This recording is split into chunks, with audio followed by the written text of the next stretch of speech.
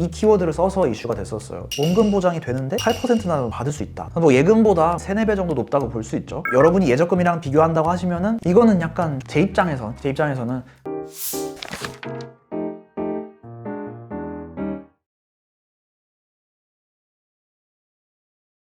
네, 안녕하세요. 머니아입니다. 이제 예금만 하셨다 보면은 1년 만기 돼서 이자를 보면 많이 아쉬우실 거예요. 저축을 열심히 했다 이런 건 있겠지만, 그래서 이런 분들이 좀 관심 가질 만한 상품이 나와서 소개를 먼저 해드리려고 해요. 바로 IMA라는 상품인데, IMA라는 상품이 원금 보장형이고 증권사에서 돈을 좀 굴려줘서 수익도 잘 난다, 이런 상품이에요. 그래서 예금이랑 IMA 계좌랑 한번 쭉 비교를 하고, 그 다음에 뭐 여러분들이 어떻게 쓰면 좋을지 이런 얘기를 좀 해보려고 해요. 처음 들어보시는 분들도 있을 거예요. 아주 따끈따끈한 신상이에요. 12월 중으로 증권사에서 나올 예정이긴 한데, 제가 사실 이거 영상 준비를 하면서, 저희 팀이랑 이렇게 준비를 하면서 IMA 계좌 출시가 되는 거 맞춰가지고 영상을 내보내야겠다 하고서는 한참 기다리고 있었거든요. 근데 이제 출시가 계속 연기가 되고 있어요. 출시가 되면은 나중에 커뮤니티나 이런 데 공지를 해드리던지 영상을 하나 더 발행을 해드리던지 이렇게 해가지고 알려드릴게요. 근데 이제 ELB라는 상품이 있어요. 제가 예전에 작년 이럴 때 소개해드린 적도 있는데, 그 상품이랑도 좀 비슷해요. 그래서 원금 손실은 없는데 수익도 조금 5% 이런 식으로 되어 있는 이런 상품 구조거든요. 근데 ELB 상품도 보면은 판매를 이만큼만 하겠습니다 제한도 있고 그랬었어요. IMA를 어떻게 할지 모르겠지만, 뭐 특판이나 이런 형태로 할지 어떨지 모르겠지만, 그래서 미리 좀 공부를 해두시고 나중에 나왔을 때 발빠르게 대응할 수 있으면 좋잖아요. 뭐 추천을 하겠다 말겠다 이게 아니라 공부는 해보시면 여러분들이 예적금 다음 단계에 밟는데 도움이 되실 것 같아요. 그래서 오늘 목차를 설명드리면 IMA가 뭔지 설명드리고, 기대할 수 있는 수익률 한번 확인해 볼 거고, 그 다음에 이제 원금 보장이랑 안정성 측면을 한번 얘기를 해볼게요. 그 다음에 꼭 알아야 되는 주의사항 얘기하겠습니다. 그 다음에 예금이랑 IMA 계좌랑 간단하게 비교해드리고, 이렇게 하면 여러분들이 실제 나중에 출시됐을 때도 충분히 활용해 보실 수 있게 될 거예요. 뭐 제 생각도 말씀을 드릴 거니까 참고해 보실 수도 있을 것 같고요. 자, 그럼 본론으로 들어가서, 제가 보통 설명을 할 때 영어로 돼 있는 상품들이 많잖아요. 그래서 이거를 단어로 풀어서 설명해드려요. 근데 이게 단어가 지금 발음하기가 어려워. Integrated Money Account. 우리나라 말로 하면은 종합 투자 계좌 이렇게 볼 수 있어요. 그래서 IMA는 엄밀하게 따지면 투자 상품이에요. 그래서 증권사가 여러분한테 돈을 받아서 다른 뭐 기업들한테, 기업이 돈 필요한 곳에다가 돈을 빌려주고 이자랑 같이 해서 받는 거죠. 그래서 우리는 그거를 증권사에서 수익률 형태로 받아보는 거고요. 그래서 IMA 핵심은 3가지 정도로 요약할 수 있을 것 같아요. 첫 번째는 지금 이제 홍보 자료나 이런 거 나온 IMA 계좌를 통해서 누릴 수 있는 수익률 최대가 8%예요. 뭐 예금보다 뭐 한 3, 4배 정도 높다고 볼 수 있죠. 두 번째는 증권사에서 원금 보장을 해주겠다 이런 얘기가 붙어 있어요. 투자 상품이라고 했는데 원금을 증권사에서 보장을 해준다고 하니까 메리트가 생기는 거죠. 또 최대 수익률도 이제 8%라고 하고, 그 다음 세 번째는 알아두시면 좋을 거는, 정부에서 허가한 증권사들만 이 IMA 계좌를 판매를 할 수 있어요. 근데 정부에서 무슨 뭐 로비를 해가지고 이런 뭐 음모론적으로 생각해가지고 허가를 해주는 건 아니겠죠. 어떤 기준을 가지고 허가를 해주고 이래겠죠. 근데 그런 기준을 통과하려고 하면은 뭐 여러 가지 이제 안정성을 채웠어야 될 거예요. 이 원금 보장이란 말이 금융권에서는 굉장히 좀 어려운 얘기예요. 그래서 뭐 장점만 있는 건 아니고 주의사항도 있으니까 이건 꼭 들어보셔야 돼요. 그럼 이제 IMA 계좌 수익률을 한번 볼 건데, 이 IMA 계좌도 유형이 3가지가 있어요. 그래서 여기 지금 표에 나오는 것처럼 안정형이 하나가 있고 일반형이 하나가 있고 투자형이 있어요. 그래서 이 안에서 저수익형이 있고 중수익이 있고 고수익이 있는 거예요. 이게 출처가 금융위원회 출처니까 정확할 겁니다. 다만 상품들이 실제로 나오면은 판매하는 증권사에서는 틀 안에서 어떤 식으로 이제 상품을 구성하고, 어떤 상품들은 수익이 뭐 3%가 되고 4%가 되고 이렇게 되는 거겠죠. 그래서 일반적으로 이제 수수료나 이런 걸 다 내고 나서 수익률을 보면은 저수익이 한 3.5%에서 3.7% 정도 되겠다 이게 있고, 중수익이라고 하면 4.2%에서 4.9%, 그 다음 뭐 고수익이라고 하면 4.8%에서 뭐 6.6%일 거다 이렇게 나와 있어요.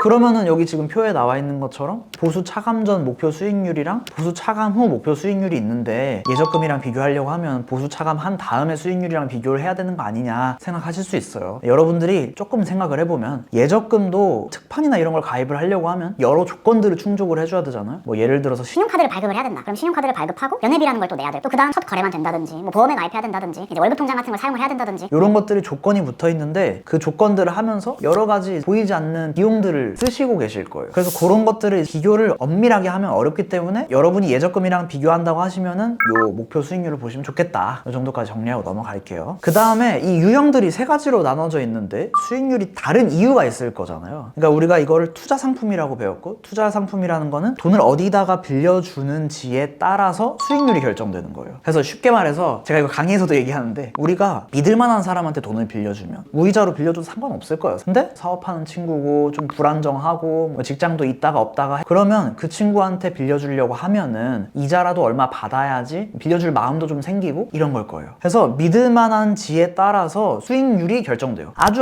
믿을 만하다 그러면은 수익률이 적어져요. 로우 리스크, 로우 리턴. 근데 힘들 것 같은데, 어려울 것 같은데, 위험해 보이는데 하면은 수익률은 커져요. 하이 리스크, 하이 리턴. 회사를 평가할 때는 신용 등급이라는 걸로 평가해요. 장외 채권 이런 거 배워보셨으면 아실 거예요. 채권들을 신용 등급으로 평가하는데, 안정형 같은 경우는 A급 이상의 회사채, A2급 이상의 회사채에 투자하겠다. 일반형 같은 경우는 BBB 등급도 투자할 수 있다. 못 믿을만 하니까 수익률이 좀 더 커진다, 이 얘기예요. 그럼 투자형은 어떠냐? 중견, 중소, 뭐 벤처기업이나 이런 데도 투자할 수 있다, 이렇게 되어 있어요. 근데 여기서 TMI로 얘기 드릴 거는 워렌 버핏도 연평균 수익률이 20% 30%대예요. 그래서 수익률이 8%라는 거는 아주 잘했다는 얘기고, 그건 반대로 얘기하면 큰 위험을 감당을 했다는 뜻이에요. 예적금보다. 그래서 예적금 하시던 분들이 투자라는 위험한 행위를 하면 100% 200%씩은 해야 되지 않냐, 이렇게 생각하는 건 약간 좀 현실이랑 괴리가 있다, 이 얘기입니다. 그래서 여기 신용평가사들에서 어떻게 평가하는지 위험등급 분류표도 이렇게 넣어놨어요. 이건 그냥 참고해보셔라 이거예요. 숫자로 평가하는 데도 있고, 그냥 이 알파벳이나 플러스 마이너스 이런 거 포함해가지고 하는 데도 있고, 이렇게 되어 있어요. 근데 이제 제 유튜브 채널을 보시고 저랑 같이 공부하시는 분들은 위험등급이란 거를 제가 6단계로 나누는 걸 아실 거예요. 그거랑도 한번 비교를 해서 설명을 드려보자면은, 펀드 위험등급이라 그래서 국가에서 가이드라인을 잡아줬어요. 어떤 금융상품을 만들면 이거는 몇 등급이다, 이런 식으로 가이드라인이 잡혀있어요. 그래서 제가 카페에 글도 써놨는데, 투자 위험등급 6등급이 있고, 보통 이제 6등급이 가장 이제 매우 낮은 위험에 해당해요. 그 다음에 이제 5등급으로 넘어가면 이제 손실도 조금 볼 수 있고, 마이너스 한 5% 이렇게 볼 수도 있고, 또 이제 작년에 제가 5등급 채권 얘기했을 때는 최대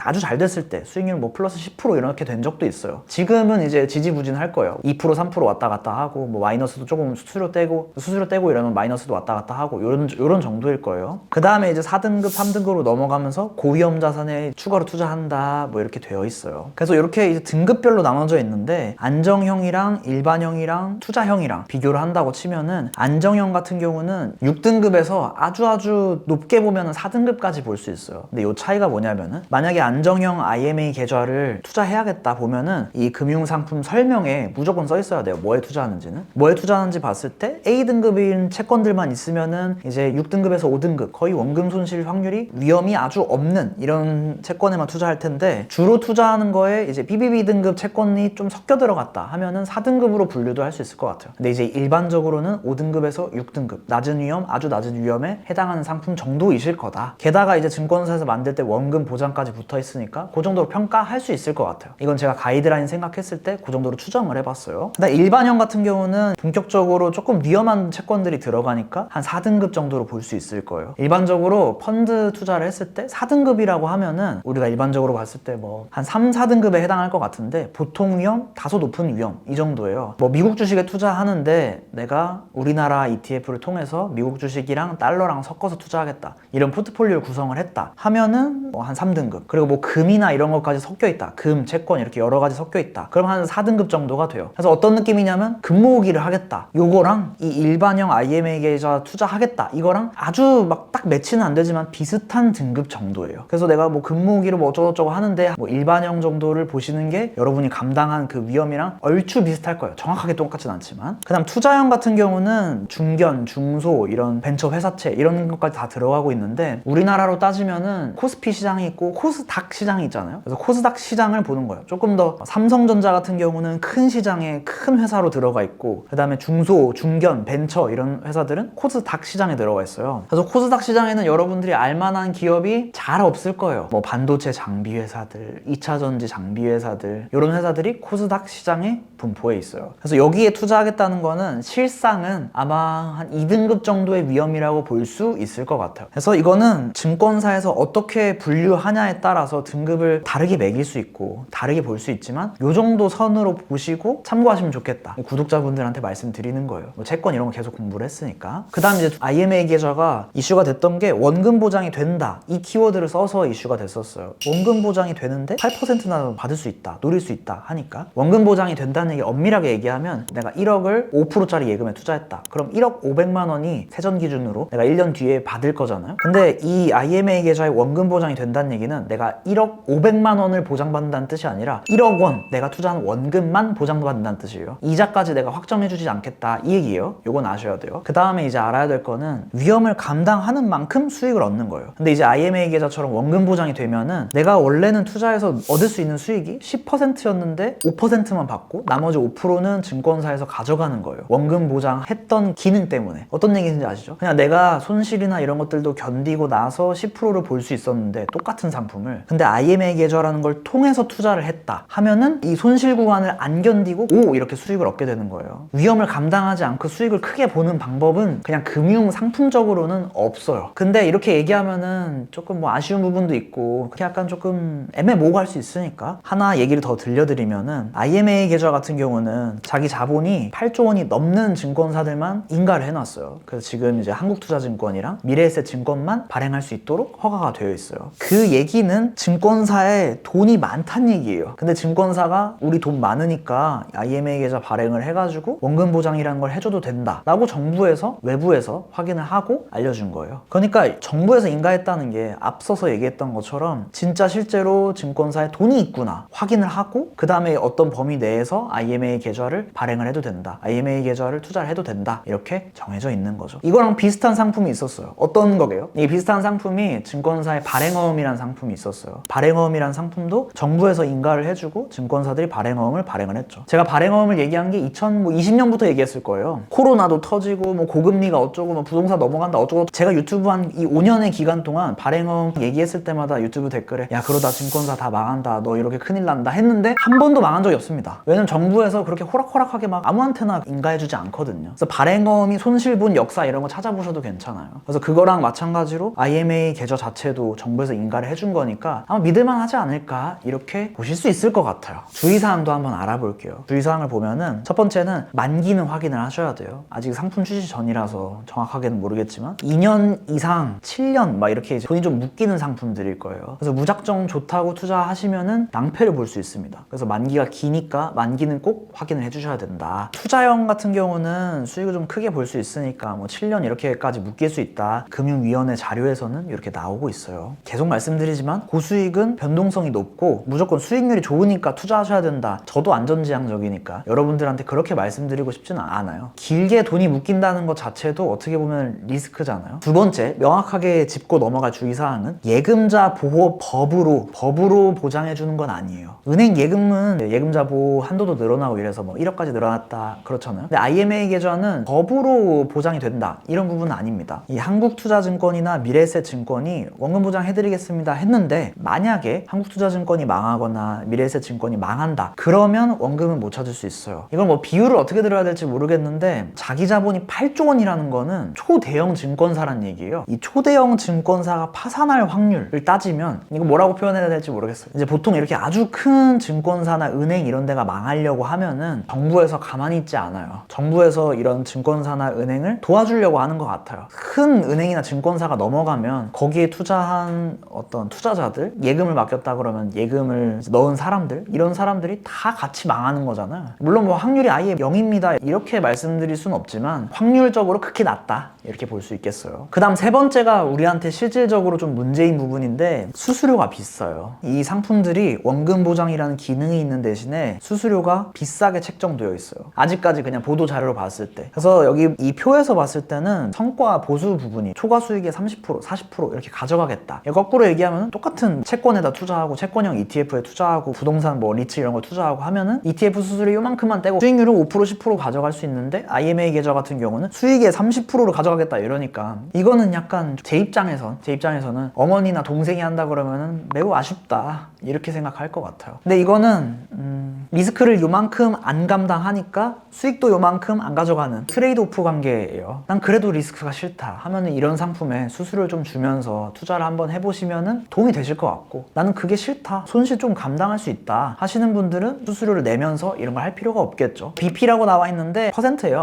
안정형 같은 0.2에서 0.5%, 일반형 같은 경우는 0.5에서 0.8%, 투자형은 최대 뭐 1% 이렇게 되어 있는 거예요. 1% 가져간다 이러면은 마음이 아플 거예요. 왜 그러냐면 ETF 수수료는 0.0 몇 %예요. 거의 뭐 수십 배 차이가 나는 거잖아요. 그 다음 이제 예금이랑 비교를 해드릴게요. 봤을 때 예금은 지금 기준으로, 그러니까 촬영하는 기준이 25년 12월 4일이에요. 지금 이제 12월 기준으로 해서 예금 최고가 3.2%예요. 뭐 지방에 뭐 우리 동네에는 새마을금고가 4% 하고 있는데 하는 건 조건도 따져봐야 되고, 만약에 서울에서 그 지방까지 간다고 하면 교통비도 따져봐야 되고, 실질적으로는 이럴 거잖아요. 그쵸? 그래서 이런 부분들을 제외하고 일반적으로 봤을 때 지금 3.2%가 최고인 것 같아요. IMA 계좌 같은 경우는 4에서 8%니까 누릴 수 있는 수익률이 크죠. 그 다음에 이제 만기가 있다. 만기가 있는 건 이제 공통점이죠. 다만 여기서 조금 아셔야 될 거는, 예금 같은 경우는 만기 중간에 해지를 해도 중도 해지 이자를 조금 받을 수 있을 거예요. 근데 IMA 계좌 같은 경우는 정책이 어떻게 설정될지는 모르겠지만 중간에 뭐 해지를 하거나 할 수가 없으실 거고, 혹시 있다고 하더라도 원금의 손실을 보는 형태일 것 같아요. ELB가 그런 형태거든요. 그 다음에 원금이 보장되냐, 이건 둘이 동일하고, 이자 보장은 예금은 이자 보장이 되고 IMA 계좌 같은 경우는 이자 보장이 안 되고, 면밀하게 따지면 예금은 만기까지 가져갔을 때 이자가 보장되는 거죠. 그다음 예금자 보호법에 의해서 보호를 받냐? 그건 아니다. 취급하는 게 은행이냐 증권사냐 이거예요. 저는 여러분들이 예금 다음 단계를 밟았으면 좋겠기 때문에 투자를 엄청 하라 이거 말고 이제 증권사로 넘어가셔야 된다, 증권사 앱은 있으셔야 된다, 이렇게 말씀을 드려요. 취급하는 곳도 은행 같은 경우는 금리가 너무 낮아져서, 뭐 옛날에 뭐 90년대 막 IMF 때 이럴 때는 금리만 20%였고 이랬었어요. 30%도 있었어요. 그럴 때는 은행을 자주 갔어야 됐지만 지금은 사실 은행은 대출하는 기관으로 바뀌고 있고, 돈을 굴려야겠다 하면 증권사에서 굴리는 게 맞아요. 회사마다 목적이 좀 다른 거죠. 수수료 같은 경우는 예금은 사실 뭐 엄밀하게 따지면 수수료는 없죠. 대신 이제 뭐 특판을 했을 때 이런 조건들이 있는 거고, IMA 계좌 같은 경우는 운용보수, 성과보수 이렇게 나눠져 있어요. 이런 부분들이 이제 표로 한번 정리를 해뒀으니까 멈추고 보셔도 되고, 뭐 해볼까 말까 했을 때 더하기 빼기 해가지고 나는 이게 더 좋겠다 생각을 해보셨으면 좋겠어요.